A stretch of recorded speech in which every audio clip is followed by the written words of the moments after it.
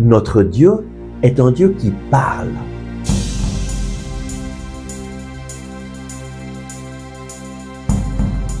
Le Christ est ressuscité. Chers amis, bonjour. Nous prions aujourd'hui avec le psaume 99 au verset 6 et 7.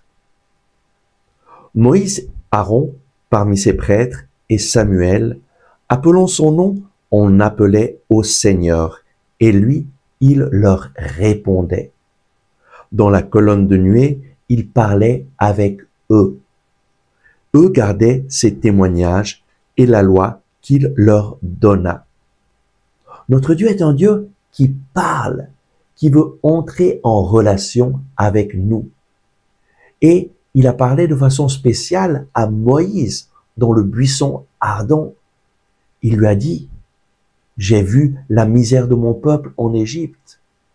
Je t'envoie pour que tu libères mon peuple d'Égypte. » Dieu parle à Moïse et l'envoie comme libérateur.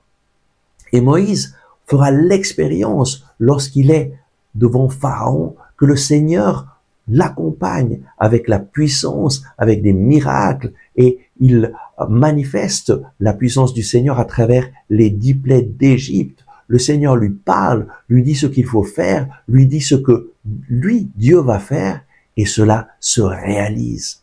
Moïse fait l'expérience d'un Dieu vivant, d'un Dieu qui parle et qui porte son peuple hors d'Égypte, qui libère son peuple de l'esclavage d'Égypte.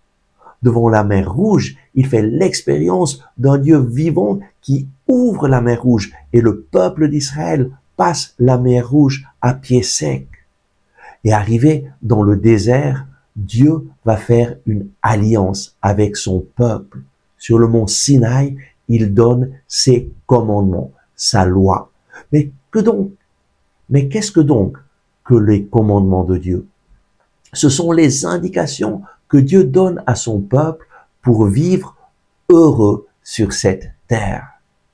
La parole de Dieu nous est donnée pour nous enseigner à vivre une vie de communion avec Dieu et une vie conforme à ce que nous sommes. Dieu nous a créés, il t'a créé, il sait très bien comment tu fonctionnes, comment ton corps, ta psyché, tout ton être fonctionne. Et lorsque dans sa parole, il te dit de faire quelque chose ou il te dit de ne pas faire quelque chose, c'est parce qu'il sait exactement les conséquences de chacune de nos actions. Et lorsqu'il donne les commandements, il dit, mets en pratique ces commandements afin que tu sois heureux et que tu vives une longue vie sur cette terre. Dieu désire ton bonheur, il te donne sa parole pour que tu puisses connaître sa volonté et vivre une vie de communion avec lui. Décide aujourd'hui de te mettre à son écoute. Notre Dieu est un Dieu qui parle, mais tu ne pourras pas faire l'expérience qu'il parle jusqu'au moment où tu prends la Bible en main et diligemment tu lui demandes, Seigneur, parle-moi, ton serviteur écoute. C'est l'expérience que j'ai faite à l'âge de 22 ans. Pendant plus d'un mois, tous les jours, je lisais la parole de Dieu, les évangiles, le Nouveau Testament, pendant 1 heure chaque jour, en disant, Seigneur Jésus, parle-moi, je veux te rencontrer.